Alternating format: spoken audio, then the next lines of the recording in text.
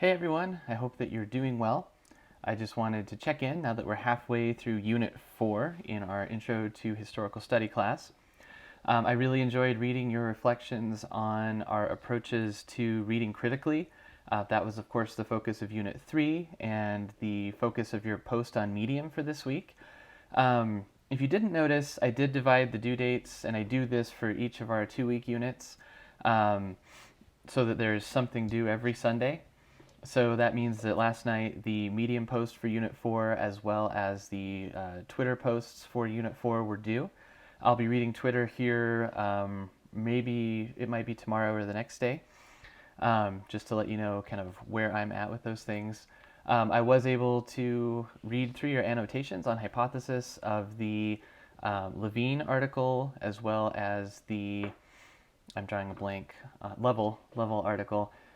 So some of you read the article on the National Police Archive that was located in Guatemala City and what that meant for historians in Guatemala. Others of you read Levine's article on the community of Canulos in Brazil. Something that I hope both of those articles helped us to think about in more detail that some of you commented on and some of you didn't is the importance of context.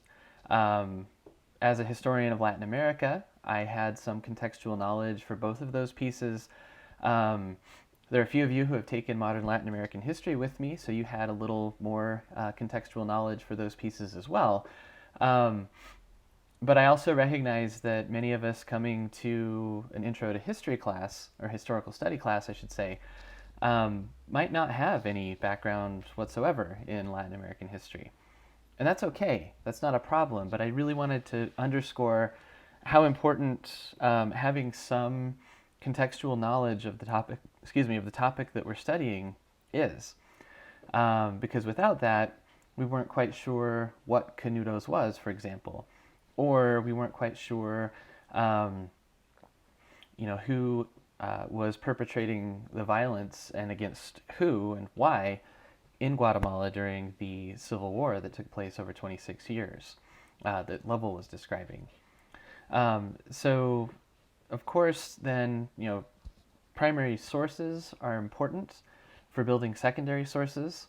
Asking questions is key, and I want you all to pat yourselves on the back because you asked some excellent questions. I'm still going to be responding to the hypothesis annotations on the Levine article. I didn't get all the way through that one, but I did get kind of a broad sense of some of the questions that you were asking. And so, asking questions of who is the author, what is their background, what expertise do they have, where was this published? All of those things will help us put together an idea of where this person's coming from and what potential biases they might have. Also, there were a lot of questions about the kinds of things that I was just talking about contextual things, needing to know a little bit more. And so something I want you to think about then is when you read an article and you don't quite understand the fuller context of what the author is talking about, where would you go to find that context? What other research might you do to answer those questions to build a better picture in your own mind that will help you better evaluate the current article that you're reading? A lot of you also pointed to topic sentences as important signposting measures, and that's something that Real talked about in the predatory reading piece that we read last week. I think topic sentences are really important for being able to scan through the information provided in an academic article, because as we noted early on, you don't want to read these things word for word. Instead, you want to look at the introduction, you want to look at the conclusion, the footnotes to see what kinds of sources the author is using.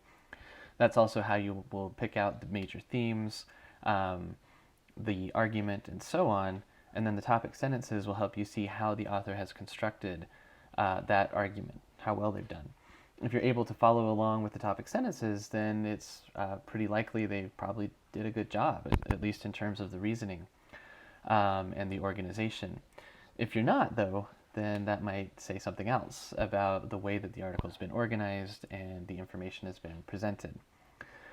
As a writer, I'm not always perfect with those things, and I have given you one of my articles to read this coming week. I'll say more about that in the second video that I'm going to post, where I point to what's coming ahead because I don't want this to get too long and unwieldy. But again, as I close this out, just wanted to remind you that I do put in zeros when a due date has passed, but as noted in the syllabus and elsewhere, there is no penalty for late work. I do accept late work, so you can still submit anything and everything for up to full credit, and I'm looking forward to reading your reflections on what we've been learning if you have not yet posted that. So again, hope you're having a good week, and I'll talk to you soon.